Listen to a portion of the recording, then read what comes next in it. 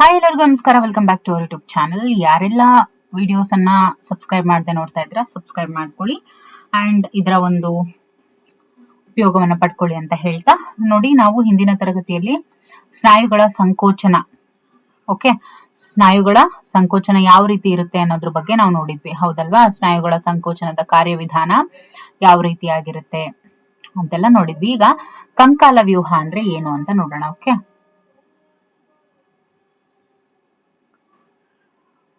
ಕಂಕಾಲ ವ್ಯೂಹದ ಬಗ್ಗೆ ನೋಡ್ತಾ ಹೋಗೋಣ. ನೋಡಿ, ಕಂಕಾಲ ವ್ಯೂಹ ಅಂದ್ರೇನು? ಅಸ್ಥಿಪಂಜರ ಮೂಳೆಗಳು ಏನಿರ್ತಾವಲ್ವಾ, ಈ ಮೂಳೆಗಳ ಹಂದರವನ್ನ ಮತ್ತು ಕೆಲವು ಮೃದ್ವಸ್ಥಿಗಳನ್ನ ಒಳಗೊಂಡಿರುತ್ತೆ ಕಂಕಾಲ ವ್ಯೂಹ. ಈ ಕಂಕಾಲ ವ್ಯೂಹ ಏನಿರುತ್ತಲ್ವಾ, ಅಸ್ಥಿಪಂಜರ ಮೂಳೆಗಳ ಹಂದರವನ್ನ ಮತ್ತೆ ಕೆಲವು ಮೃದ್ವಸ್ಥಿಗಳನ್ನ ಒಳಗೊಂಡಿರುತ್ತೆ. ದೇಹವು ತೋರಿಸುವಂತಹ ಚಲನವಲನಗಳಲ್ಲಿ ಈ ವ್ಯೂಹವು ಮಹತ್ತರ ಪಾತ್ರವನ್ನು ವಹಿಸುತ್ತೆ. ದವಡೆ ಮೂಳೆಗಳಿಲ್ಲದೆ ಆಹಾರ ಜಗಿಯುವುದನ್ನ ಮತ್ತು ಕೈಕಾಲುಗಳು ಇಲ್ಲದೆ ನಡೆಯೋದನ್ನ ಕಲ್ಪಿಸ್ಕೊಳಕ್ಕಾಗತ್ತಾ? ಇಲ್ಲ ಅಲ್ವಾ? ಸೊ ಮೂಳೆ ಮತ್ತು ಮೃದ್ವಸ್ಥಿಗಳು ವಿಶಿಷ್ಟವಾದ ಸಂಯೋಜಕ ಅಂಶಗಳು ಅಂತ ಹೇಳ್ತೀವಿ. ಮೂಳೆ ಮತ್ತು ಮೃದ್ವಸ್ಥಿಗಳು ವಿಶಿಷ್ಟವಾಗಿರುವಂತಹ ಸಂಯೋಜಕ ಅಂಶಗಳು. ಅಂಗಾಂಶಗಳು, ಸಂಯೋಜಕ ಅಂಗಾಂಶಗಳು. ಇನ್ನು ಮೂಳೆ ಏನಿರುತ್ತಲ್ವಾ, ಇದು ಕ್ಯಾಲ್ಸಿಯಂ ಲವಣಗಳಿಂದ ಆಗಿರುತ್ತೆ. ತುಂಬಾ ದೃಢವಾದ ಮಾತೃಕೆಯನ್ನು ಕೂಡ ಅದು ಒಳಗೊಂಡಿರುತ್ತೆ. ಇನ್ನು ಮೃದ್ವಸ್ಥಿ ಬಗ್ಗೆ ನೋಡೋದಾದ್ರೆ ಇದು ಕಾಂಟ್ರಾಯ್ಡ್, ಕಾಂಡ್ರಾಯಿಟಿನ್ ಅಂತ ಹೇಳ್ತೀವಿ. ಕಾಂಡ್ರಾಯಿಟಿನ್ ಲವಣಗಳಿಂದಾಗಿ ಸ್ವಲ್ಪ ನಮ್ಯವಾಗಿರುವಂತಹ ಮಾತೃಕೆಯನ್ನ ಇದು ಒಳಗೊಂಡಿರುತ್ತೆ. ಇನ್ನು ಮಾನವನಲ್ಲಿ ಕಾಲವ್ಯೂಹವು 206 ಮೂಳೆಗಳು ಇರುತ್ತೆ ಮತ್ತು ಕೆಲವು ಮೃದ್ವಸ್ಥಿಗಳಿಂದಲೂ ಅದು ಮಾಡಲ್ಪಟ್ಟಿರುತ್ತೆ. ಇವುಗಳನ್ನ ನಾವು ಅಕ್ಷೀಯ ಮತ್ತು ಅನುಬಂಧಿತ ಅಂದ್ರೇನು, ಆಕ್ಸಿಯಲ್ ಮತ್ತೆ ಅಪೆಂಡಿಕ್ಯುಲಾರ್ ಅಂತ ಹೇಳ್ತೀವಿ. ಆಕ್ಸಿಯಲ್ ಮತ್ತೆ ಅಪೆಂಡಿಕ್ಯುಲಾರ್ ಅಂತ ಹೇಳ್ತೀವಿ. ಆಕ್ಸಿಯಲ್ ಮತ್ತೆ ಅಪೆಂಡಿಕ್ಯುಲಾರ್ ಅನ್ನುವಂತಹ ಎರಡು ಪ್ರಧಾನ ವಿಭಾಗಗಳಾಗಿ ಅದನ್ನ ವರ್ಗೀಕರಿಸಿದೀವಿ. ಸೊ ಅದನ್ನ ಒಂದೊಂದಾಗಿ ನೋಡ್ತಾ ಹೋಗೋಣ. ಈಗ ಅಕ್ಷೀಯ ಅಸ್ಥಿಪಂಜರ ಅಂದ್ರೆ ಆಕ್ಸಿಯಲ್ ಸ್ಕೆಲಿಟನ್, ಇದ್ರ ಬಗ್ಗೆ ನೋಡ್ತಾ ಹೋದ್ರೆ ದೇಹದ ಮುಖ್ಯ ಅಕ್ಷದ ಉದ್ದಕ್ಕೂ ಹಂಚಲ್ಪಟ್ಟಂತಹ 80 ಮೂಳೆಗಳಿಂದ ಇದು ಕೂಡಿದೆ. ಇನ್ನು ಅಕ್ಷೀಯ ಅಸ್ಥಿಪಂಜರ ಏನಿರುತ್ತಲ್ವಾ, ಇಲ್ಲಿ ತಲೆಬುರುಡೆ ಇರುತ್ತೆ, ಬೆನ್ನು ಹುರಿ ಇರುತ್ತೆ, ಅದನ್ನ ವರ್ಟಿಬ್ರಲ್ ಕಾಲಮ್ ಅಂತ ಹೇಳ್ತೀವಿ. ಎದೆ ಎಲುಬನ್ನ ಸ್ಟರ್ನಮ್ ಅಂತ ಹೇಳ್ತೀವಿ. ಇನ್ನು ಪಕ್ಕೆಲುಬನ್ನ ರಿಬ್ ಅಂತ ಹೇಳ್ತೀವಿ. ಇದನ್ನ ಅದು ಒಳಗೊಂಡಿರುತ್ತೆ. ಇನ್ನು ತಲೆಬುರುಡೆ ಏನಿರುತ್ತಲ್ವಾ, ಸೊ ಒಟ್ಟು ಸೇರಿ 22 ಮೂಳೆಗಳಿಂದ ಇದಾಗಿರುತ್ತೆ. ತಲೆಬುರುಡೆ ಅನ್ನುವಂಥದ್ದು ಮತ್ತು ಮುಖಮಂಡಲ, ತಲೆಬುರುಡೆ ಕ್ರೇನಿಯಲ್, ಇನ್ನು ಮುಖಮಂಡಲ ಅದನ್ನ ಫೇಶಿಯಲ್ ಅಂತ ಹೇಳ್ತೀವಿ. 2 ಗುಂಪುಗಳ ಮೂಳೆಗಳನ್ನ ಅದು ಒಳಗೊಂಡಿರುತ್ತೆ. 8 ತಲೆಬುರುಡೆ ಮೂಳೆಗಳು ಇರ್ತವೆ. ಇವು ಮೆದುಳಿಗೆ ಗಟ್ಟಿಯಾದ ರಕ್ಷಕ ಹೊರ ಕವಚವಾದಂತಹ ಮೆದುಳು ಪೆಟ್ಟಿಗೆಯನ್ನ ರಚಿಸುತ್ತೆ. ಇನ್ನು ಮುಖಮಂಡಲದ ಭಾಗ ಏನಿರುತ್ತೆ, ಅದು 14 ಕಂಕಾಲ ಘಟಕಗಳಿಂದ ರಚಿತವಾಗಿರುತ್ತೆ. ಇದು ತಲೆಬುರುಡೆಯ ಮುಂಭಾಗವನ್ನ ರೂಪಿಸುತ್ತೆ. ಇನ್ನು ಹಯಾಯ್ಡ್ ಅನ್ನುವಂತಹ ಒಂಟಿಯಾಗಿರುವಂತಹ ಯು ಆಕಾರದ ಮೂಳೆಯು ಬಾಯಂಗಳದ ತಳಭಾಗದಲ್ಲಿ ಇರುತ್ತೆ. ಈ ಮೂಳೆ ತಲೆಬುರುಡೆಗೆ ಸೇರ್ಕೊಂಡೇ ಇರುತ್ತೆ. ಇನ್ನು ಪ್ರತಿ ಮಧ್ಯ ಕಿವಿಯ ಸುತ್ತಿಗೆ ಮೂಳೆ, ಅಡಿಗಲ್ಲು ಮತ್ತು ರಿಕಾಪು ಅನ್ನುವಂತಹ 3 ಚಿಕ್ಕ ಮೂಳೆಗಳನ್ನ ಅದು ಒಳಗೊಂಡಿರುತ್ತೆ. ಇವುಗಳನ್ನ ಒಟ್ಟಾಗಿ ನಾವು ಕರ್ಣ ಅಸ್ಥಿಗಳು ಅಂದ್ರೆ ಇಯರ್ ಆಸಿಕಲ್ಸ್ ಅಂತ ಹೇಳ್ತೀವಿ. ಇನ್ನು ತಲೆಬುರುಡೆಯು ಕಶೇರು ಸ್ತಂಭದ ಮೇಲ್ಭಾಗದೊಂದಿಗೆ 2 ಆಕ್ಸಿಪಿಟಲ್ ಕಾಂಡೈಲ್ ಗಳ ಮೂಲಕ ಕೀಲು ಜೋಡಣೆಗೊಂಡಿರುತ್ತೆ. ಅದನ್ನ ಡೈಕಾಂಡೈಲಿಕ್ ತಲೆಬುರುಡೆ ಅಂತ ಕೂಡ ಕರೀತಾರೆ. ಸೊ ಇದ್ರೊಳಗಡೆ ಅದನ್ನ ನೀವು ಎಲ್ಲ ಅಬ್ಸರ್ವ್ ಮಾಡ್ಬೋದು. ಇನ್ನು ನಮ್ಮ ಕಶೇರು ಸ್ತಂಭ ಏನಿರುತ್ತಲ್ವಾ, ಕಶೇರು ಸ್ತಂಭ ಅಂತ ಹೇಳಿದ್ರೆ ಇದು ಕಶೇರು ಸ್ತಂಭ. ಇದು ಮಾನವ ಅಂತ ಹೇಳಿದ್ರೆ ನೋಡಿ, ಇಲ್ಲಿಂದ ಇಲ್ಲಿಗೆ ಇರುವಂತದ್ದು ಇದು ಕಶೇರು ಸ್ತಂಭ, ಸ್ಪೈನಲ್ ಕಾರ್ಡ್ ಅಂತ ಹೇಳ್ತೀವಲ್ವಾ. ಸೊ ಕಶೇರು ಮಣಿಗಳೆಂಬ ಅನುಕ್ರಮವಾಗಿ ಜೋಡಿಸಲ್ಪಟ್ಟಂತಹ 26 ಘಟಕಗಳಿಂದ ಇದು ಮಾಡಲ್ಪಟ್ಟಿರುತ್ತೆ. ಇದು ಬೆನ್ನಿನ ಭಾಗದಲ್ಲಿ ಇರುತ್ತೆ. ಇದು ತಲೆಬುರುಡೆಯ ತಳಭಾಗದಿಂದ ಮುಂದುವರೆದಿದೆ ಮತ್ತು ವಕ್ಷೋದರದ ಮುಖ್ಯ ಹಂದರವನ್ನ ಇದು ರೂಪಿಸುತ್ತೆ. ಪ್ರತಿ ಕಶೇರು ಮಣಿಯು ಟೊಳ್ಳಾದ ಕೇಂದ್ರೀಯ ನರ ಕಾಲುವೆ ಹೊಂದಿದ್ದು ಅದರ ಮೂಲಕ ಮೆದುಳು ಬಳ್ಳಿ ಹಾದು ಹೋಗಿರುತ್ತೆ. ಇನ್ನು ಅಟ್ಲಾಸ್ ಏನಿದೆ ಮೊದಲ ಕಶೇರು ಮಣಿಯಾಗಿರುತ್ತೆ. ಇದು ಆಕ್ಸಿಪಿಟಲ್ ಕಾಂಡೈಲ್ ನ ಜೊತೆ ಕೀಲು ಜೋಡಣೆಗೊಂಡಿರುತ್ತೆ. ತಲೆಬುರುಡೆಯಿಂದ ಆರಂಭಿಸಿ ಕಶೇರು ಸ್ತಂಭವನ್ನ ಕುತ್ತಿಗೆಯ, ವಕ್ಷದ ಎದೆಯ ಮತ್ತೆ ಉದರದ ಮತ್ತೆ ಸ್ಯಾಕ್ರಲ್ ಮತ್ತು ಕಾಕ್ಸಿಜಿಯಲ್ ಭಾಗಗಳಂತ ಹೇಳಿ ಇದನ್ನ ಈ ರೀತಿಯಾಗಿ ವಿಭಾಗಿಸಿದ್ದಾರೆ. ಇನ್ನು ಮಾನವನ್ನ ಒಳಗೊಂಡು ಸಾಧಾರಣವಾಗಿ ಎಲ್ಲಾ ಸ್ತನಿಗಳು ಕೂಡ 7 ಕುತ್ತಿಗೆಯ ಕಶೇರು ಮಣಿಗಳು ಇರ್ತವೆ. ಮಾನವನನ್ನು ಒಳಗೊಂಡು ಸ್ತನಿಗಳಲ್ಲಿ 7 ಕುತ್ತಿಗೆಯ ಕಶೇರು ಮಣಿಗಳನ್ನ ನಾವು ನೋಡಬಹುದು. ಇನ್ನು ಕಶೇರು ಸ್ತಂಭ ಮೆದುಳು ಬಳ್ಳಿಯನ್ನ ರಕ್ಷಿಸುತ್ತೆ. ಸೊ ಕಶೇರು ಸ್ತಂಭದ ಕೆಲಸ ಏನು ಅಂದ್ರೆ ಮೆದುಳು ಬಳ್ಳಿಯನ್ನ ರಕ್ಷಿಸೋದು, ತಲೆಗೆ ಆಧಾರ ನೀಡುತ್ತೆ, ಜೊತೆಗೆ ಪಕ್ಕೆಲುಬುಗಳ ಹಾಗೂ ಬೆನ್ನಿನ ಸ್ನಾಯು ಜೋಡಣಾ ತಾಣವಾಗಿ ಕೆಲಸವನ್ನು ಕೂಡ ನಿರ್ವಹಿಸುತ್ತೆ. ಇನ್ನು ಎದೆ ಮೂಳೆ ಏನಿದೆ, ಎದೆಯ ಕೆಳಭಾಗದ ಮಧ್ಯರೇಖೆ ಮೇಲಿನ ಚಪ್ಪಟೆಯಾದಂತಹ ಮೂಳೆ ಇದಾಗಿರುತ್ತೆ. ಇನ್ನು 12 ಜೊತೆ ಪಕ್ಕೆಲುಬುಗಳು ಇರ್ತವೆ. 12 ಜೊತೆ ಅಂತ ಹೇಳಿದ್ರೆ 24 ಪಕ್ಕೆಲುಬುಗಳು ಇರ್ತವೆ. ಪ್ರತಿ ಪಕ್ಕೆಲುಬು ಕೂಡ ಒಂದು ತೆಳುವಾದಂತಹ ಚಪ್ಪಟೆಯಾದ ಮೂಳೆಯಾಗಿದ್ದು ಬೆನ್ನಿನ ಭಾಗದಲ್ಲಿ ಕಶೇರು ಸ್ತಂಭಕ್ಕೂ ಹಾಗೂ ಉದರ ಭಾಗದಲ್ಲಿ ಎದೆ ಮೂಳೆಗೂ ಜೋಡಣೆಗೊಂಡಿರುತ್ತೆ. ಬೆನ್ನಿನ ಜಾಗದ ತುದಿಯಲ್ಲಿ ಇದು 2 ಕೀಲು ಜೋಡಣೆ ಮೇಲ್ಮೈಗಳನ್ನ ಹೊಂದಿದೆ. ಆದ್ದರಿಂದ ಇದನ್ನ ಬೈಸಿಫಾಲಿಕ್ ಅಂತ ಕರೀತಾರೆ. ಮೊದಲ 7 ಜೋಡಿ ಪಕ್ಕೆಲುಬುಗಳನ್ನ ನೈಜ ಪಕ್ಕೆಲುಬು ಅಂತ ಕರೀತಾರೆ. ಮೊದಲ 7 ಜೋಡಿ ಪಕ್ಕೆಲುಬುಗಳನ್ನ ನೈಜ ಪಕ್ಕೆಲುಬು ಅಂತ ಕರೀತಾರೆ. ಇನ್ನು ಬೆನ್ನಿನ ಭಾಗದಲ್ಲಿ ಇವು ಎದೆಯ ಕಶೇರು ಮಣಿಗೆ ಜೋಡಿಸಲ್ಪಟ್ಟಿರುತ್ತೆ ಮತ್ತು ಉದರ ಭಾಗದಲ್ಲಿ ಕಚಾಭಾ ಮೃದ್ವಸ್ಥಿ ಅಂದ್ರೇನು ಹಯಲಿನ್ ಕಾರ್ಟಿಲೇಜ್ ಇದರ ಸಹಾಯದಿಂದ ಎದೆ ಮೂಳೆಗೆ ಹೊಂದ್ಕೊಂಡಿರ್ತವೆ. ಇನ್ನು 8, 9 ಮತ್ತು 10ನೇ ಪಕ್ಕೆಲುಬು ಜೋಡಿಗಳು ಎದೆ ಮೂಳೆಗೆ ನೇರವಾಗಿ ಕೀಲು ಜೋಡಣೆ ಹೊಂದಿರೋದಿಲ್ಲ. ಆದ್ರೆ ಇವು 7ನೇ ಪಕ್ಕೆಲುಬಿನೊಡನೆ ನೇರವಾಗಿ ಕಚಾಭಾ ಮೃದ್ವಸ್ಥಿಯ ಸಹಾಯದಿಂದ ಜೋಡಣೆ ಆಗಿರ್ತವೆ. ಇವುಗಳನ್ನ ವರ್ಟಿಬ್ರೋಕಾಂಡ್ರಲ್ ಅಂತ ಹೇಳ್ತೀವಿ. ಓಕೆ, ವರ್ಟಿಬ್ರೋಕಾಂಡ್ರಲ್ ರಿಬ್ ಅಥವಾ ಫಾಲ್ಸ್ ರಿಬ್ ಅಂತ ಹೇಳ್ತಾರೆ. ಇನ್ನು ಕೊನೆಯ 2 ಜೊತೆ ಏನು 11 ಮತ್ತು 12ನೇ ಜೊತೆ ಏನಿರುತ್ತಲ್ವಾ, ಈ ಪಕ್ಕೆಲುಬುಗಳು ಉದರ ಭಾಗದಲ್ಲಿ ಜೋಡಣೆ ಆಗಿರೋದಿಲ್ಲ. ಹಾಗಾಗಿ ಅವುಗಳನ್ನ ತೇಲು ಪಕ್ಕೆಲುಬುಗಳು ಅಂತ ಹೇಳ್ತೀವಿ. ಸೊ 11 ಮತ್ತು 12ನೇ ಅಂದ್ರೆ 11ನೇ ಜೊತೆ ಮತ್ತೆ 12ನೇ ಜೊತೆ ಪಕ್ಕೆಲುಬುಗಳನ್ನ ಫ್ಲೋಟಿಂಗ್ ರಿಬ್ಸ್ ಅಂತ ಕರೀತಾರೆ. ಯಾಕೆ ಫ್ಲೋಟಿಂಗ್ ರಿಬ್ಸ್ ಅಂತ ಕರೀತಾರೆ ಅಂತ ಹೇಳಿದ್ರೆ ಅವು ಉದರ ಭಾಗದಲ್ಲಿ ಜೋಡಣೆ ಆಗಿರೋದಿಲ್ಲ, ಅದಕ್ಕೋಸ್ಕರ. ಇನ್ನು ಎದೆಯ ಕಶೇರು ಮಣಿಗಳು ಪಕ್ಕೆಲುಬುಗಳು ಎದೆ ಮೂಳೆ ಜೊತೆಗೂಡಿ ಎದೆಗೂಡನ್ನ ನಿರ್ಮಿಸ್ತವೆ. ಓಕೆ, ಇನ್ನು ಕೈಕಾಲುಗಳ ಮೂಳೆಗಳ ಜೊತೆಗೆ ಅವುಗಳ ನಡುಪಟ್ಟಿ ಅಂದ್ರೆ ಅನುಬಂಧಿತ ಅಸ್ಥಿಪಂಜರವನ್ನ ರಚಿಸುತ್ತೆ. ಪ್ರತಿ ಕೈಕಾಲು 30 ಮೂಳೆಗಳಿಂದ ಮಾಡಲ್ಪಟ್ಟಿದೆ. ನೋಡಿ, ಹ್ಯೂಮರಸ್, ರೇಡಿಯಸ್, ಅಲ್ನಾ, ಕಾರ್ಪಲ್ಸ್, ಓಕೆ, ಆಮೇಲೆ ಮೆಟಾಕಾರ್ಪಲ್ಸ್ ಇವು 5, ಇನ್ನು ಬೆರಳುಗಳು 14, ಕೈಯಲ್ಲಿನ ಮೂಳೆಗಳು ಇವಾಗಿರ್ತವೆ. ಇನ್ನು ಫೆಮ್ಮರ್ ಅಂದ್ರೆ ತೊಡೆಯ ಮೂಳೆಯನ್ನ ಫೆಮ್ಮರ್ ಅಂತ ಹೇಳ್ತೀವಿ. ಇದು ಅತಿ ಉದ್ದವಾದ ಮೂಳೆ. ಇದು ಬಹಳಷ್ಟು ಸಲ ಟಿಇಟಿ ನಲ್ಲಿ ಕೇಳಿದರೆ. ಓಕೆ, ಸಿಟಿಇಟಿ ನಲ್ಲೂ ಕೂಡ ಇದು ಕೇಳಿದರೆ.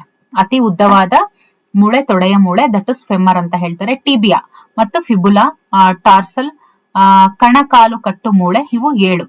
ಓಕೆ, ಮೆಟಾಟಾರ್ಸಲ್ಗಳು ಪಾದಗಳ ಮೂಳೆಗಳು 5 ಇರ್ತವೆ ಮತ್ತು ಫೆಲಾಂಜೆಗಳು, ಓಕೆ, ಇವು ಬೆರಳುಗಳು 14. ಕಾಲಿನ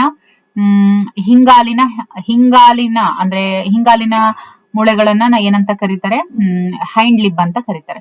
ಮಂಡಿ ಚಿಪ್ಪು ಅದನ್ನ ಪಟೆಲ್ಲಾ ಅಂತ ಕರೀತಾರೆ. ಇದು ಬಟ್ಟಲಿನಾಕಾರದ ಮೂಳೆಯು ಕೆಳಭಾಗದಲ್ಲಿ ಮಂಡಿಯನ್ನ ಮುಚ್ಕೊಂಡಿರುತ್ತೆ. ಓಕೆ, ಇನ್ನು ಪೆಕ್ಟೋರಲ್.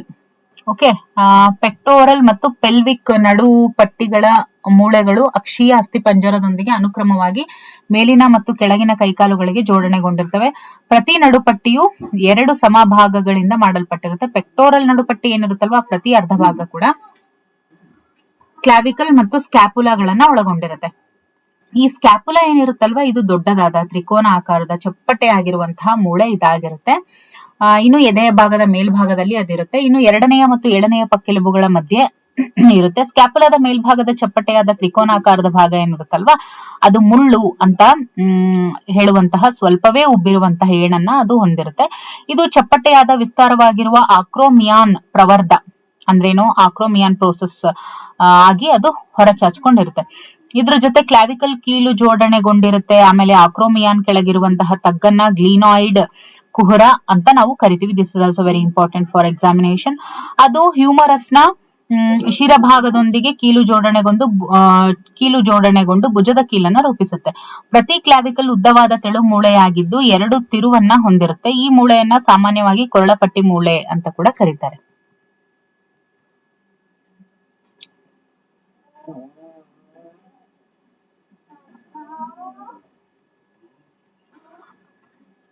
ಇನ್ನು ಪೆಲ್ವಿಕ್ ನಡುಪಟ್ಟಿ 2 ಕಾಕ್ಸಾ ಮೂಳೆಗಳನ್ನ ಒಳಗೊಂಡಿರುತ್ತೆ. ಪ್ರತಿ ಕಾಕ್ಸಾ ಮೂಳೆಯು ಈಲಿಯಂ, ಇಸ್ಚಿಯಂ ಮತ್ತು ಪ್ಯೂಬಿಸ್ ಎನ್ನುವಂತಹ 3 ಮೂಳೆಗಳ ಸಂಯೋಗದಿಂದ ಉಂಟಾಗಿರುತ್ತೆ. ಯಾವುದು, ಕಾಕ್ಸಾ ಮೂಳೆಗಳು. ಓಕೆ, ಇದು ಪೆಲ್ವಿಕ್ ನಡುಪಟ್ಟಿ. ಓಕೆ, ಈ ಮೂಳೆಗಳು ಸಂಯೋಗಗೊಳ್ಳುವಂತಹ ಬಿಂದುವಿನಲ್ಲಿ ಅಸಿಟಾಬುಲಂ ಎನ್ನುವಂತ ಕುಹರ ಇರುತ್ತೆ. ಸೊ ಇದು ಕೂಡ ಅಸಿಟಬುಲಮ್ ವೆರಿ ಇಂಪಾರ್ಟೆಂಟ್. ಇದರೊಂದಿಗೆ ತೊಡೆಯ ಮೂಳೆಯು ಕೀಲು ಜೋಡಣೆಗೊಂಡಿರುತ್ತೆ. ಪೆಲ್ವಿಕ್ ನಡುಪಟ್ಟಿಯ ಸಮಭಾಗಗಳು ಕೆಳಭಾಗದಲ್ಲಿ ಸಂಧಿಸಿ ತಂತುಯುಕ್ತ ಮೃದ್ವಸ್ಥಿಯನ್ನು ಹೊಂದಿರುವಂತಹ ಪ್ಯೂಬಿಕ್ ಸಿಂಪೈಸಿಸ್ ಇದನ್ನ ರೂಪಿಸುತ್ತೆ. ಇನ್ನು ಸಂದುಗಳು ಅಂದ್ರೆ ಕೀಲುಗಳು, ಇದ್ರ ಬಗ್ಗೆ ಇವಾಗ ನಾವು ನೋಡ್ತಾ ಹೋಗೋಣ. ಮೂಳೆಗಳಿಂದ ಆಗುವಂತಹ ದೇಹದ ಎಲ್ಲಾ ಭಾಗಗಳ ಚಲನೆಗಳಲ್ಲಿ ಸಂದುಗಳು ತುಂಬಾನೇ ಅವಶ್ಯಕ. ಚಲನೆಯ ಚಲನವಲನಗಳು ಇದಕ್ಕೆ ಹೊರತಾಗೇನೂ ಇಲ್ಲ. ಮೂಳೆಗಳ ನಡುವೆ ಮತ್ತು ಮೂಳೆ ಹಾಗೂ ಮೃದ್ವಸ್ಥಿಗಳ ನಡುವೆ ಸಂಪರ್ಕ ಕಲ್ಪಿಸುವಂತಹ ತಾಣಗಳನ್ನೇ ನಾವು ಕೀಲುಗಳು ಅಂತ ಹೇಳ್ತೀವಿ. ಸ್ನಾಯುಗಳಿಂದ ಉತ್ಪತ್ತಿಯಾಗುವಂತಹ ಬಲವನ್ನ ಕೀಲುಗಳ ಮೂಲಕ ಚಲನವಲನ ನಡೆಸೋದಕ್ಕೆ ಬಳಸಲ್ಪಡುತ್ತೆ. ಇಲ್ಲಿ ಕೀಲುಗಳು ಸನ್ನೆಗೋಲಿನ ಆನಿಕೆಯಂತೆ ವರ್ತಿಸುತ್ತೆ. ಅಂದ್ರೆ ಫಲ್ಕ್ರಮ್ ಅಂತ ಹೇಳಿ ಕರಿತೇವೆ ಅದನ್ನ. ಓಕೆ, ಫಲ್ಕ್ರಮ್ ಅಂತ ಹೇಳಿ ಕರಿತೀವಿ. ಓಕೆ, ಈ ಕೀಲುಗಳಲ್ಲಿ ಚಲನವಲನವು ವಿವಿಧ ಅಂಶಗಳನ್ನ ಅವಲಂಬಿಸಿ ಭಿನ್ನವಾಗಿರುತ್ತೆ. ಕೀಲುಗಳನ್ನ ರಚನಾತ್ಮಕವಾಗಿ 3 ಪ್ರಮುಖ ವಿಧಗಳಲ್ಲಿ ವಿಂಗಡಿಸಬಹುದಾಗಿದೆ. ಓಕೆ, ಅವುಗಳು ಅಂತ ಅಂದ್ರೆ ತಂತುಯುಕ್ತ, ಮೃದ್ವಸ್ಥೀಯ ಮತ್ತು ಸೈನೋವಿಯಲ್ ಅಂತ ಹೇಳಿ. ಓಕೆ, ಇನ್ನು ತಂತುಯುಕ್ತ ಕೀಲುಗಳು ಅಂತ ಹೇಳಿದ್ರೆ ಯಾವುದೇ ರೀತಿಯ ಚಲನವಲನಕ್ಕೆ ಅವಕಾಶ ನೀಡೋದಿಲ್ಲ. ಓಕೆ, ತಂತುಯುಕ್ತ ಕೀಲುಗಳು ಯಾವುದೇ ರೀತಿಯ ಚಲನವಲನಕ್ಕೆ ಅವಕಾಶ ನೀಡೋದಿಲ್ಲ. ಈ ರೀತಿಯ ಕೀಲುಗಳನ್ನ ದಟ್ಟವಾದ ತಂತು ರೂಪದ ಸಂಯೋಜಕ ಅಂಗಾಂಶಗಳ ಸಹಾಯದಿಂದ ಒಂದು ತುದಿಯಿಂದ ಇನ್ನೊಂದು ತುದಿಗೆ ಹೊಲಿಗೆ ರೂಪದಲ್ಲಿ ಬೆಸುಗೆ ಹೊಂದಿ ಮೆದುಳು ಪಟ್ಟಿಯನ್ನ ರೂಪಿಸುವಂತಹ ತಲೆಬುರುಡೆಯ ಚಪ್ಪಟೆ ಮೂಳೆಗಳನ್ನ ಬಂಧಿಸ್ತವೆ. ಓಕೆ, ಇನ್ನು ಮೃದ್ವಸ್ಥೀಯ ಕೀಲು ಅಂದ್ರೆ ಏನು, ಕಾರ್ಟಿಲೇಜಿಯಸ್ ಜಾಯಿಂಟ್ ಅಂತ ಹೇಳ್ತೀವಿ. ಇವುಗಳಲ್ಲಿ ಮೂಳೆಗಳು ಮೃದ್ವಸ್ಥೀಯ ಸಹಾಯದಿಂದ ಜೋಡಣೆ ಆಗಿರ್ತವೆ. ಕಶೇರು ಸ್ತಂಭದಲ್ಲಿನ ಅಕ್ಕಪಕ್ಕದ ಕಶೇರು ಮಣಿಗಳ ನಡುವಿನ ಸಂದುಗಳು ಈ ರೀತಿಯಾಗಿ ಇರ್ತವೆ. ಇವು ಒಂದು ಮಿತಿಯಲ್ಲಿ ಚಲನವಲನಕ್ಕೆ ಅನುವು ಮಾಡಿ ಕೊಡ್ತವೆ. ಇನ್ನು ಕೀಲು ಜೋಡಣೆಗೊಂಡಿರುವಂತಹ 2 ಮೂಳೆಗಳ ಮೇಲ್ಮೈಗಳ ನಡುವೆ ಇರುವಂತಹ ದ್ರವ ತುಂಬಿದ ಸೈನೋವಿಯಲ್ ಕುಹರ ಅಂದ್ರೆ ಏನು, ಸೈನೋವಿಯಲ್ ಕ್ಯಾವಿಟಿ ಏನಿರುತ್ತೆ, ಇವುಗಳ ಮುಖ್ಯ ಗುಣಲಕ್ಷಣ ಇದಾಗಿರುತ್ತೆ. ಈ ರೀತಿಯ ವ್ಯವಸ್ಥೆ ಏನಿರುತ್ತೆ ಗಣನೀಯವಾದಂತಹ ಚಲನವಲನಕ್ಕೆ ಅದು ಅನುವು ಮಾಡಿ ಕೊಡುತ್ತೆ. ಆಮೇಲೆ ಕೆಲವೊಂದ್ಸತಿ ಈಗ ನಾವು ಕೈನ ಚಟ್ ಅನ್ಸ್ಕೋತೀವಲ್ವಾ, ಕೈ ಕಾಲು ಎಲ್ಲ ಚಟ್ ಅನ್ಸ್ಕೋತೀವಿ. ಸೊ ಆ ರೀತಿ ಸೌಂಡ್ ಬರೋದಕ್ಕೂ ಕೂಡ ಅಲ್ಲಿ ಇರುವಂತಹ ಒಂದು ಲಿಕ್ವಿಡ್ ಯಾವುದು ಅಂತ ಕೇಳ್ತಾರೆ, ಅಥವಾ ಅಲ್ಲಿ ಇರುವಂತದ್ದು ವಸ್ತು ಯಾವುದು ಅಂತ ಹೇಳಿದ್ರೆ ಸೈನೋವಿಯಲ್ ಫ್ಲೂಯಿಡ್ ಅಂತ ಹೇಳ್ತಾರೆ ಅದನ್ನ. ಓಕೆ, ಆ ಕ್ಯಾವಿಟಿ ಏನಿರುತ್ತೆ ಅಲ್ಲಿ ಇರುವಂತಹ ಫ್ಲೂಯಿಡ್ ಏನೇ ಇದು ಯಾವುದು, ಸೈನೋವಿಯಲ್ ಫ್ಲೂಯಿಡ್ ಇರುತ್ತೆ. ಸೊ ಹಾಗಾಗಿ ಆ ರೀತಿ ಸೌಂಡ್ ಬರುತ್ತೆ. ಈ ರೀತಿಯ ವ್ಯವಸ್ಥೆಯು ಗಣನೀಯವಾದಂತಹ ಚಲನವಲನಕ್ಕೆ ಅನುವು ಮಾಡಿಕೊಡುತ್ತೆ. ಈ ರೀತಿಯ ಕೀಲುಗಳು ಚಲನೆ ಮತ್ತು ಅನೇಕ ರೀತಿಯ ಬೇರೆ ಚಲನವಲನಗಳಿಗೂ ಕೂಡ ಸಹಾಯಕಾರಿಯಾಗಿದೆ. ಚೆಂಡು ಮತ್ತು ಗುಳಿ ಕೀಲು ಅಂದ್ರೇನು, ಪೆಕ್ಟೋರಲ್ ನಡುಕಟ್ಟು ಮತ್ತು ಹ್ಯೂಮರಸ್ ನಡುವೆ ಜೋಡಣೆ ಕೀಲು, ಇದು ಮೊಣಕಾಲ್ ಸಂದು. ಇನ್ನು ತಿರುಗಣೆ ಕೀಲು ಅಂದ್ರೆ ಪೈವೋಟ್ ಜಾಯಿಂಟ್ ಅಂತ ಹೇಳ್ತೀವಿ. ಅಟ್ಲಾಸ್ ಮತ್ತು ಅಕ್ಷದ ನಡುವೆ ಅಂದ್ರೆ ಅಟ್ಲಾಸ್ ಮತ್ತು ಅಕ್ಷದ ನಡುವೆ ಪೈವೋಟ್ ಜಾಯಿಂಟ್ ಇರುತ್ತೆ. ಆಮೇಲೆ ಜಾರು ಕೀಲು, ಗ್ಲೈಡಿಂಗ್ ಜಾಯಿಂಟ್, ಇದು ಕಾರ್ಪೆಲ್ಗಳ ನಡುವೆ ಇರುತ್ತೆ. ಇಲ್ಲಿ ಪ್ರಶ್ನೆ ಹೆಂಗ್ ಬರುತ್ತೆ ಅಂತ ಹೇಳಿದ್ರೆ ಗುಳಿ ಕೀಲು ಯಾವ್ಯಾವ್ದ್ರ ನಡುವೆ ಇರುತ್ತೆ ಅಂತ ಕೇಳ್ತಾರೆ. ಯಾವ ರೀತಿ ಅಂತ ಹೇಳಿದ್ರೆ ಪ್ರಶ್ನೆ ಹೆಂಗ್ ಬರುತ್ತೆ ಅಂದ್ರೆ, ಈಗ ಪೈವೋಟ್ ಜಾಯಿಂಟ್ ಯಾವುದರ ನಡುವೆ ಕಂಡು ಬರುತ್ತೆ ಅಂತ ಕೇಳ್ತಾರೆ. ಇದು ಅಟ್ಲಾಸ್ ಮತ್ತು ಅಕ್ಷದ ನಡುವೆ ಅನ್ನೋದು ನೆನಪಲ್ಲಿ ಇಟ್ಕೊಂಡ್ಬಿಡ್ಬೇಕು. ಇನ್ನು ಗ್ಲೈಡಿಂಗ್ ಜಾಯಿಂಟ್ ಎಲ್ಲಿ ಕಂಡು ಬರುತ್ತೆ ಅಂತ ಕೇಳ್ತಾರೆ, ಕಾರ್ಪೆಲ್ಗಳ ನಡುವೆ ಇರುತ್ತೆ ಅನ್ನೋದು ನೆನ್ಪಿಟ್ಕೊಂಡಿರ್ಬೇಕು. ಇನ್ನು ಹಿಂಜ್ ಜಾಯಿಂಟ್ ಅಂದ್ರೆ ಜೋಡಣೆ ಕೀಲು, ಇದು ಎಲ್ಲಿರುತ್ತೆ ಅಂತ ಕೇಳ್ತಾರೆ, ಮೊಣಕಾಲುಗಳ ಸಂದು ಅಲ್ಲಿ ಇರುತ್ತೆ. ಇನ್ನು ಪೆಕ್ಟೋರಲ್ ನಡುಕಟ್ಟು ಮತ್ತು ಹ್ಯೂಮರಸ್ ನಡುವೆ ಬಾಲ್ ಅಂಡ್ ಸಾಕೆಟ್ ಜಾಯಿಂಟ್ ಇರ್ತವೆ. ಸೊ ಇದ್ರ ಮೇಲೆ ಪ್ರಶ್ನೆಗಳು ಬರೋದು ಹೀಗೆ. ಆಮೇಲೆ ತಡಿ ಕೀಲು, ಸ್ಯಾಡಲ್ ಜಾಯಿಂಟ್, ತಡಿ ಕೀಲು ಅಂದ್ರೆ ಸ್ಯಾಡಲ್ ಜಾಯಿಂಟ್, ಇದು ಎಲ್ಲಿರುತ್ತೆ ಅಂತ ಕೇಳ್ತಾರೆ. ಹೆಬ್ಬೆರಳಿನ ಕಾರ್ಪೆಲ್ಗಳು ಮತ್ತು ಮೆಟಾಕಾರ್ಪೆಲ್ಗಳ ನಡುವೆ ಈ ಸ್ಯಾಡಲ್ ಜಾಯಿಂಟ್ ಇರುತ್ತೆ. ಓಕೆ, ಇವು ಕೆಲವೊಂದು ಉದಾಹರಣೆಗಳು ಅಂತ ಹೇಳ್ಬೋದು. ಸೊ ಈಗ ಸ್ನಾಯು ಮತ್ತು ಕಂಕಾಲ ವ್ಯೂಹಗಳ ಅಪಸಾಮಾನ್ಯತೆಗಳ ಬಗ್ಗೆ ನೋಡ್ತಾ ಹೋಗೋಣ. ಮಯಸ್ಥೇನಿಯಾ ಗ್ರಾವಿಸ್ ಅಂದ್ರೇನು? ನರ ಮತ್ತೆ ಸ್ನಾಯು ಕೂಡುತಾಣವನ್ನ ಬಾಧಿಸುವಂತಹ ಸ್ವಪ್ರತಿರೋಧನಾ ವ್ಯತ್ಯಯ, ಆಟೋ ಇಮ್ಯೂನ್ ಡಿಸಾರ್ಡರ್. ಓಕೆ, ಅದನ್ನ ಈ ರೀತಿ ಕರೀತಾರೆ. ಕಂಕಾಲ ಸ್ನಾಯುಗಳಲ್ಲಿನ ಆಯಾಸ, ಅಶಕ್ತತೆ ಮತ್ತೆ ಪಾರ್ಶ್ವವಾಯುವಿಗೆ ಕಾರಣವಾಗುತ್ತೆ. ಇನ್ನು ಮಸ್ಕ್ಯುಲಾರ್ ಡಿಸ್ಟ್ರೋಫಿ ಅಂತ ಹೇಳ್ತೀವಿ. ಇದು ಎದರಿಂದ ಬರುತ್ತೆ ಅಥವಾ ಇದಕ್ಕೆ ಕಾರಣ ಏನು ಅಂದ್ರೆ, ಕಂಕಾಲ ಸ್ನಾಯುಗಳ ಮುಂದುವರಿಯುತ್ತಿರುವಂತಹ ನಶಿಸುವಿಕೆ ಅಥವಾ ಅವನತಿ. ಇದು ಸಾಮಾನ್ಯವಾಗಿ ಒಂದು ಅನುವಂಶೀಯ ವ್ಯಾಧಿ ಅಂತ ಹೇಳ್ತಾರೆ. ಇನ್ನು ಟೆಟಾನಿ, ಇದು ದೇಹ ದ್ರವದಲ್ಲಿನ Ca++ ಕ್ಯಾಲ್ಸಿಯಂ ಏನ್ ಕರಿತೀವಿ ಅದರ ಕೊರತೆಯಿಂದಾಗಿ ಸ್ನಾಯುಗಳಲ್ಲಿ ತೀವ್ರ ಸೆಳೆತ, ಉದ್ರಿಕ್ತ ಸಂಕೋಚನವನ್ನ ಟೆಟಾನಿ ಅಂತ ಕರೀತಾರೆ. ಇನ್ನು ಸಂಧಿವಾತ, ಆರ್ಥ್ರಿಟಿಸ್, ಇದು ಇವಾಗ ಸದ್ಯಕ್ಕೆ ಎಲ್ಲರಿಗೂ ಗೊತ್ತಿರುವಂತದ್ದು. ಸಂದುಗಳ ಉರಿಯೂತವನ್ನ ಆರ್ಥ್ರಿಟಿಸ್ ಅಂತ ಹೇಳ್ತಾರೆ. ಇನ್ನು ಎಲುಬುಗಳ ಪೆಡಸಾಗುವಿಕೆ ಅಂದ್ರೆ ಆಸ್ಟಿಯೋಪೋರೋಸಿಸ್, ಇದು ಮೂಳೆ ತೂಕದ ಕ್ಷೀಣತೆ ಮತ್ತು ಮೂಳೆ ಮುರಿತ ಸಾಧ್ಯತೆಯ ಹೆಚ್ಚಳದ ಲಕ್ಷಣವನ್ನ ಹೊಂದಿರುವಂತಹ ವಯೋಸಂಬಂಧಿ ವ್ಯಾಧಿ ಇದಾಗಿರುತ್ತೆ. ಎಸ್ಟ್ರೋಜನ್ ಪ್ರಮಾಣವು ಕಡಿಮೆ ಆಗುವುದು ಇದಕ್ಕೆ ಒಂದು ಸಾಮಾನ್ಯ ಕಾರಣ ಆಗಿರುತ್ತೆ. ಸೊ ಇದಕ್ಕೆ ಒಂದು ಸಾಮಾನ್ಯ ಕಾರಣ ಏನು ಅಂದ್ರೆ ಈಸ್ಟ್ರೋಜನ್ ಪ್ರಮಾಣ ಕಡಿಮೆ ಆಗೋದು. ಇನ್ನು ಗೌಟ್ ಅಂತ ಅಂದ್ರೆ ಯೂರಿಕ್ ಆಮ್ಲದ ಹರಳುಗಳ ಸಂಚಯನದಿಂದ ಸಂದುಗಳಲ್ಲಿನ ಉರಿಯೂತ. ಓಕೆ, ಯೂರಿಕ್ ಆಮ್ಲದ ಹರಳುಗಳ ಸಂಚಯನದಿಂದ ಸಂದುಗಳಲ್ಲಿನ ಉರಿಯೂತವನ್ನ ನಾವು ಗೌಟ್ ಅಂತ ಹೇಳ್ತೀವಿ. ಇನ್ನು ಒಟ್ಟಾರೆಯಾಗಿ ಸಾರಾಂಶವನ್ನ ನಾವು ಒಟ್ಟಾರೆಯಾಗಿ ಈ ಒಂದು ಪಾಠದ ಸಾರಾಂಶವನ್ನ ನೋಡೋದಾದ್ರೆ, ಚಲನವಲನವು ಎಲ್ಲಾ ಜೀವಿಗಳ ಅವಶ್ಯಕ ಲಕ್ಷಣ ಆಗಿದೆ. ಜೀವದ್ರವದ ಹರಿಯುವಿಕೆ, ಲೋಮಾಂಗಗಳಿಂದ ಚಲನವಲನ, ಕೈಕಾಲುಗಳ ರೆಕ್ಕೆಗಳ ಚಲನವಲನಗಳು ಪ್ರಾಣಿಗಳು ಪ್ರದರ್ಶಿಸುವಂತಹ ಕೆಲವು ಮೂಮೆಂಟ್ಸ್ ಅಂತ ಹೇಳ್ತೀವಿ. ಪ್ರಾಣಿಯ ಸ್ಥಾನದ ಬದಲಾವಣೆಗೆ ಕಾರಣವಾದಂತಹ ಒಂದು ಐಚ್ಛಿಕ ಚಲನವಲನವನ್ನ ಚಲನೆ ಅಂತ ಹೇಳ್ತೀವಿ. ಪ್ರಾಣಿಗಳು ಸಾಮಾನ್ಯವಾಗಿ ಆಹಾರ, ವಸತಿ, ಸಂಗಾತಿ, ಉತ್ತಮ ಹವಾಮಾನ, ಸಂತಾನೋತ್ಪತ್ತಿ ಇವೆಲ್ಲದಕ್ಕೋಸ್ಕರ ತಮ್ಮನ್ನ ರಕ್ಷಿಸಿಕೊಳ್ಳೋದಕ್ಕೆ ಅವು ಸಂಚಾರವನ್ನ ಮಾಡ್ತವೆ. ಸೊ ಮಾನವ ದೇಹದ ಜೀವಕೋಶಗಳು ಅಮೀಬಾ ರೀತಿಯ ಲೋಮಾಂಗಗಳಿಂದ ಆಗುವಂತಹ ಮತ್ತೆ ಸ್ನಾಯುಗಳಿಂದ ಆಗುವಂತಹ ಚಲನವಲನಗಳನ್ನ ಪ್ರದರ್ಶಿಸ್ತವೆ. ಸೊ ಚಲನೆ ಮತ್ತು ಬಹಳಷ್ಟು ಇತರ ಚಲನವಲನಗಳಿಗೆ ಸುಸಂಘಟಿತವಾದಂತಹ ಸ್ನಾಯುಗಳ ಚಟುವಟಿಕೆಗಳ ಅವಶ್ಯಕತೆ ಇದ್ದೇ ಇದೆ. 3 ರೀತಿಯ ಸ್ನಾಯುಗಳು ನಮ್ಮ ದೇಹದಲ್ಲಿ ಇದೆ. ಒಂದು ಕಂಕಾಲ ಸ್ನಾಯುಗಳು ಅಸ್ಥಿಪಂಜರದ ಘಟಕಗಳಿಗೆ ಅಂಟಿಕೊಂಡಿರ್ತವೆ. ದಿಸ್ ಇಸ್ ವೆರಿ ಇಂಪಾರ್ಟೆಂಟ್ ನೋಡಿ. ಕಂಕಾಲ ಸ್ನಾಯುಗಳು ಯಾವಾಗ್ಲೂ ಅಸ್ಥಿಪಂಜರದ ಘಟಕಗಳಿಗೆ ಅಂಟಿಕೊಂಡಿರ್ತವೆ. ಅವು ಪಟ್ಟೆ ಸಹಿತವಾಗಿ ಇರ್ತವೆ. ಸ್ವಭಾವದಲ್ಲಿ ವಾಲಂಟರಿ ಮಸಲ್ಸ್ ಮೀನ್ಸ್ ಐಚ್ಛಿಕ ವಾಗಿರ್ತವೆ. ಇನ್ನು ಒಳಾಂಗಗಳ ಒಳಗೋಡೆಗಳಲ್ಲಿ ಇರುವಂತಹ ಒಳಾಂಗ ಸ್ನಾಯುಗಳು ಪಟ್ಟೆರಹಿತವಾಗಿರ್ತವೆ. ಇವು ಇನ್ವಾಲಂಟರಿ ಮಸಲ್ಸ್ ಆಗಿರ್ತವೆ. ಇನ್ನು ಹೃದಯ ಸ್ನಾಯುಗಳು ಹೃದಯದಲ್ಲಿನ ಸ್ನಾಯುಗಳು ಆಗಿರ್ತವೆ. ಇವುಗಳು ಕೂಡ ಪಟ್ಟೆ ಸಹಿತವಾಗಿದ್ದು ಕವಲೊಡೆದು ಇರ್ತವೆ. ಇವು ಅನೈಚ್ಛಿಕವಾಗಿ ಇರ್ತವೆ. ಸ್ನಾಯುಗಳು ಉದ್ರೇಕಶೀಲತೆ ಮತ್ತೆ ಸಂಕೋಚಕತೆ ಮತ್ತೆ ವಿಸ್ತರಣೀಯತೆ ಮತ್ತು ಸ್ಥಿತಿಸ್ಥಾಪಕತ್ವ ಗುಣಗಳನ್ನ ಒಳಗೊಂಡಿರುತ್ತೆ ಯಾವುದು ಸ್ನಾಯುಗಳು. ಇನ್ನು ಸ್ನಾಯು ತಂತು ಏನಿರುತ್ತಲ್ವಾ, ಸ್ನಾಯು ಅಂಗಾಂಶದ ರಚನಾತ್ಮಕ ಘಟಕವಾಗಿರುತ್ತೆ. ಪ್ರತಿಯೊಂದು ಸ್ನಾಯು ತಂತುವು ಕೂಡ ಸಮಾಂತರವಾಗಿ ಜೋಡಿಸಲ್ಪಟ್ಟ ಸ್ನಾಯು ಎಳೆಗಳನ್ನ ಹೊಂದಿರ್ತವೆ. ಪ್ರತಿ ಸ್ನಾಯು ಎಳೆಯು ಅನುಕ್ರಮವಾಗಿ ಜೋಡಣೆಗೊಂಡಂತಹ ಕ್ರಿಯಾತ್ಮಕ ಘಟಕಗಳಾಗಿರುವಂತಹ ಅನೇಕ ಸಾರ್ಕೋಮಿಯರ್ ಗಳನ್ನ ಒಳಗೊಂಡಿರುತ್ತೆ. ಪ್ರತಿಯೊಂದು ಸಾರ್ಕೋಮಿಯರ್ ದಟ್ಟ ಸ್ನಾಯು ತಂತುಗಳಿಂದಾದಂತಹ ಒಂದು ಕೇಂದ್ರ ಎ ಪಟ್ಟಿ ಮತ್ತು ಅದರ 2 ಪಾರ್ಶ್ವಗಳಲ್ಲಿ ಝಡ್ ರೇಖೆಗಳಿಂದ ಗುರುತಿಸಲಾದಂತಹ ತೆಳುವಾದ ಆಕ್ಟಿನ್ ಎಳೆಗಳಿಂದ ಆದಂತಹ 2 ಅರ್ಧ ಐ ಪಟ್ಟಿಗಳನ್ನ ಒಳಗೊಂಡಿರುತ್ತೆ. ಆಕ್ಟಿನ್ ಮತ್ತು ಮಯೋಸಿನ್ಗಳು ಸಂಕೋಚನಗೊಳ್ಳುವ ಗುಣಗಳುಳ್ಳಂತಹ ಪಾಲಿಮರೀಕರಣಗೊಂಡಂತಹ ಪ್ರೋಟೀನ್ಗಳು ಅಂತ ಹೇಳ್ತೀವಿ. This is very important. ವಿಶ್ರಾಂತ ಆಕ್ಟಿನ್ ಎಳೆಗಳ ಮೇಲಿನ ಮಯೋಸಿನ್ನ ಸಕ್ರಿಯ ತಾಣಗಳು ಟ್ರೋಪೋನಿನ್ ಪ್ರೋಟೀನ್ಗಳಿಂದ ಆವೃತವಾಗಿರುತ್ತೆ. This is also very important. ಇದರಿಂದ ಡೈರೆಕ್ಟ್ ಆಗಿ ಕ್ವೆಶ್ಚನ್ಸ್ ಕೇಳ್ತಾರೆ. ಮಯೋಸಿನ್ ಶಿರಭಾಗವು ಎಟಿಪೇಸ್ ಹಾಗೂ ಎಟಿಪಿ ಬಂಧನ ತಾಣ ಮತ್ತು ಆಕ್ಟಿನ್ ಸಕ್ರಿಯ ತಾಣಗಳನ್ನ ಒಳಗೊಂಡಿರುತ್ತೆ. ಒಂದು ಕ್ರಿಯಾವಾಹಿ ನರಕೋಶವು ಸ್ನಾಯು ತಂತುವಿಗೆ ಸಂಕೇತವನ್ನ ಸಾಗಿಸುತ್ತೆ. ಒಂದು ಸ್ನಾಯು ತಂತುವಿನಲ್ಲಿ ಒಂದು ಕ್ರಿಯಾ ವಿಭವವನ್ನ ಉತ್ಪತ್ತಿ ಮಾಡುತ್ತೆ. ಇದು ಸರ್ಕೋಪ್ಲಾಸ್ಮಿಕ್ ಜಾಲದಿಂದ CA++ ಬಿಡುಗಡೆಗೆ ಕಾರಣ ಆಗುತ್ತೆ.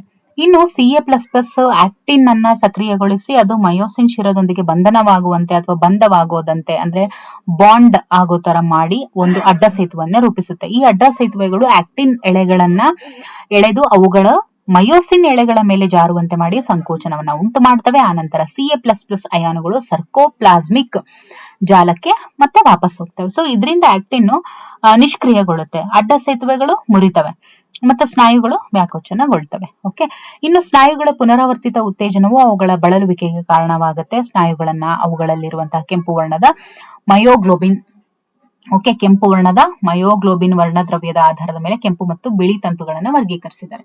ಸೊ ಮೂಳೆ ಮತ್ತು ಮೃದ್ವಸ್ಥಿಗಳು ನಮ್ಮ ಅಸ್ಥಿಪಂಜರ ವ್ಯೂಹವನ್ನ ರಚಿಸ್ತವೆ. ಮೂಳೆ ಮತ್ತು ಮೃದ್ವಸ್ಥಿಗಳು ಅಸ್ಥಿಪಂಜರ ವ್ಯೂಹವನ್ನ ಅಕ್ಷೀಯ ಮತ್ತು ಅನುಬಂಧಿತ ಅಸ್ಥಿಪಂಜರಗಳು ಅಂತ ಹೇಳಿ ವಿಭಾಗಿಸಲಾಗಿದೆ. ತಲೆ, ಬುರುಡೆ, ಕಶೇರು ಸ್ತಂಭ, ಪಕ್ಕೆಲುಬು, ಎದೆ ಮೂಳೆಗಳು ಅಕ್ಷೀಯ ಅಸ್ಥಿಪಂಜರವನ್ನ ನಿರ್ಮಿಸ್ತವೆ. ಕೈಕಾಲು ಮೂಳೆ ಮತ್ತು ನಡುಪಟ್ಟಿಗಳು ಅನುಬಂಧಿತ ಅಸ್ಥಿಪಂಜರವನ್ನ ರಚಿಸ್ತವೆ. 3 ರೀತಿಯ ಕೀಲುಗಳು ಮೂಳೆಗಳ ನಡುವೆ ಅಥವಾ ಮೂಳೆ ಮತ್ತು ಮೃದ್ವಸ್ಥಿಗಳ ನಡುವೆ ರೂಪುಗೊಳ್ತವೆ. ಅವುಗಳು ಅಂತ ಹೇಳಿದ್ರೆ ತಂತುಯುಕ್ತ, ಮೃದ್ವಸ್ಥೀಯ ಮತ್ತು ಸೈನೋವಿಯಲ್ ಕೀಲುಗಳು ಗಣನೀಯ ಚಲನವಲನಗಳಿಗೆ ಅನುವು ಮಾಡಿಕೊಡ್ತವೆ. ಆದ್ದರಿಂದ ಅವು ಚಲನೆಯಲ್ಲಿ ಪ್ರಮುಖ ಪಾತ್ರವನ್ನ ವಹಿಸ್ತವೆ. ಯಾವುದು? ಸೈನೋವಿಯಲ್ ಕೀಲುಗಳು. ಸೊ ಇದಿಷ್ಟು ಆಗಿತ್ತು ಯಾವ್ದ್ರ ಬಗ್ಗೆ? ಮೂಮೆಂಟ್ ಅಂದ್ರೆ ಲೋಕೋಮೋಷನ್ ಮತ್ತೆ ಮೂಮೆಂಟ್ ಮೀನ್ಸ್ ಏನು, ಚಲನೆ ಮತ್ತು ಚಲನವಲನ, ಇದ್ರ ಬಗ್ಗೆ ಆಗಿತ್ತು. ಇನ್ನು ಮುಂದಿನ ತರಗತಿಯಲ್ಲಿ ಮತ್ತೊಂದು ಟಾಪಿಕ್ ಜೊತೆ ನೋಡೋಣ. Thank you for watching.